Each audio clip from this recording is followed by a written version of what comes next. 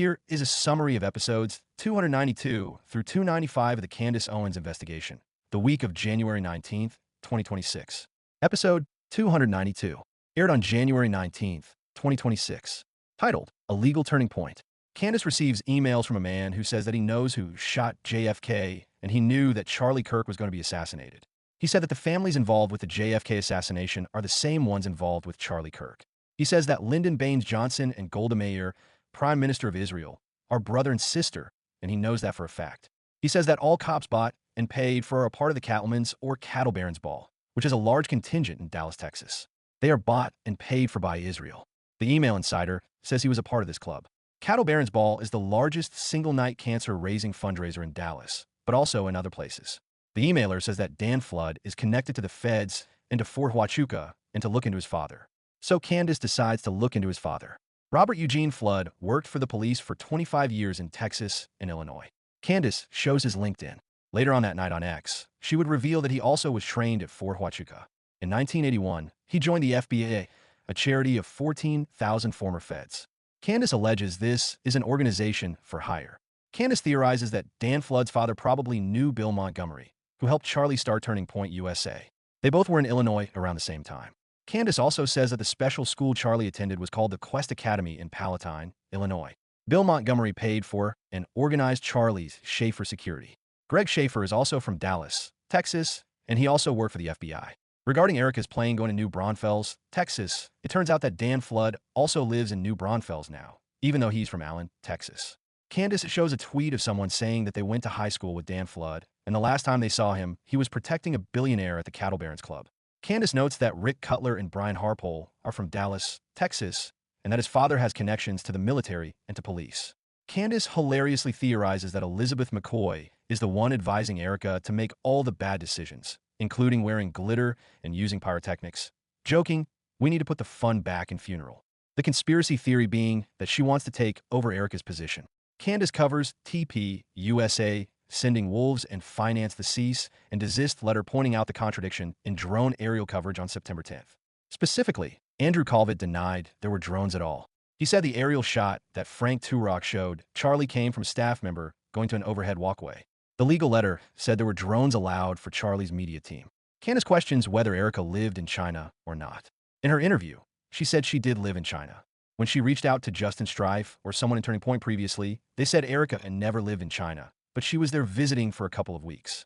However, someone emailed Candace a clip of Charlie debating someone, and he asserts that his wife lived in China for 6 months. With a real Erica Kirk, please stand up. Candace plays a promo from Cornerstone Church, featuring Gary Hamrick, about a meeting regarding the rise of anti-Semitism. Candace Owens and Tucker Carlson are named, and it is announced that Rob McCoy will be a guest speaker. Candace says that Turning Point fired a bunch of people they thought were providing Candace with inside information, and even though they weren't, they are now giving her inside information. She also announced that she's doing a collab with Baron Coleman because they both received the same explosive tip, so they're going to unpack it together on Tuesday's show. Episode 293, aired on January 20th, 2026, titled, Candace x Baron Coleman Live. Candace brings in podcaster Baron Coleman to discuss the Charlie Kirk investigation. Turning Point fired 30 to 40 people in an attempt to get rid of the leaks coming out from the company. Baron says the leak is still there. Candace says it's a leaky ship. Baron says that if they had to fire 30 people, they were overbloated with employees and they might need a Doge effort. Baron thinks Tyler Boyer and Andrew Calvert are giving Erica bad advice. Candace says she doesn't think it's Tyler. He's corrupt, but he's smart. Candace receives a tip that Dan Flood has not been fired, but he has been promoted at Turning Point. She said that she never heard Dan got fired. Candace says her TP insider told her that before Charlie died, he was planning to demote Dan. However, he was at the White House with Erica protecting her after Charlie was killed. Candace and Baron both receive a tip that Erica Kirk's tweets from the time she was a Miss Arizona are still up on the account. Back in 2012, after the movie theater mass shooting, someone asked why Erica hadn't made a statement on the tragedy. She said she was grieving because one of her best friends was shot in that killing. Baron says that one of the victims of the shooting was also involved in a mass shooting weeks prior in Toronto at a mall, Jessica Goy. Jessica says she had a premonition that something bad was going to happen, so she left. A few weeks later, another shooting happened. Jessica was shot 6 times, the boy she was with was shot once, but survived. 2 police removed her body and put her in a car where they pronounced her dead. Jessica was from New Braunfels. Candace points out Aurora's proximity to Columbine and an AFB. When Jessica's father died, she was not mentioned in his obituary. It was also mentioned that her father also adopted a boy after Jessica had left the house. A Catherine Pollard Griggs, wife of Colonel George Griggs, clip reveals military corruption. She says they've gotten rid of the good folks like MacArthur. Candace hashes out her ex-beef with Dave Rubin and Zionists, revealing that he did drugs with Peter Thiel, borrowed $5 million from him, and then complained about being charged interest, and that he groomed a young employee. In discussing Charlie's murder, Candace reveals that she yelled at Charlie and Tyler Bowyer in a group chat that she did not trust Schaefer Security. She says that Erica and Justin brought proof that Charlie wanted Erica to take over Turning Point, even though she hadn't brought it up or asked. It is alleged that he said this at a donor retreat in Aspen in August, correct calendar, August 15th to 17th, in response to a donor question. Candace finds two attendees who were present then, and they do not remember that being asked or said. Candace says she knows who the donor is who asked, and she will reach out to them. Candace reveals that Andrew Calvert told her he was riddled with anxiety on the flight to Provo, so much so that upon landing he ran to Erica's arms and cried uncontrollably. Candace points out that Erica's plane landed an hour before Andrew's and wonders why Erica waited and did not go to the hospital immediately. Erica also told Candace that she found out Charlie was dead before leaving Arizona. She entered the hospital through the back and Andrew through the front. Candace goes through her plane info and timeline with Barron. Candace was under the impression that Andrew flew to Provo alone. She asked Erica, and she said she did not know. Justin said he would get back to her and later confirmed that he flew with his wife. Episode 294 aired on January 21st, 2026, titled, In My Lawsuit Era, Our First Cease and Desist of 2026. Turning Point sends Candace a cease and desist letter with the assertion that her investigation into Charlie Kirk's death is disparaging the company in which she received money from for a speaking contract and is therefore in violation of the contract, as it is financially harming the company. This contract was mutually terminated at or around the December meeting. Candace disputes that Turning Point has been made available for her to get information or the truth from. She also says that Turning Point has yet to prove any of the verified lies wrong. Candace says that Turning Point does not appear to be interested in proving their truth or innocence and is instead more concerned with money.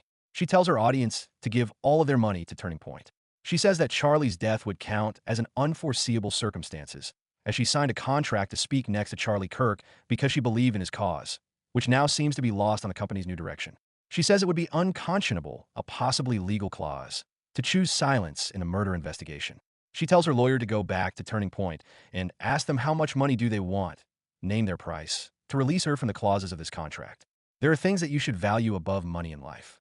Candace uses the remaining episode to cover the Blake Lively and Justin Baldoni case revelations and then the Beckham family public drama. In the comments, Candace says that a different donor at the Aspen meeting does remember Charlie saying that if something happened to him, Erica wouldn't know what to do.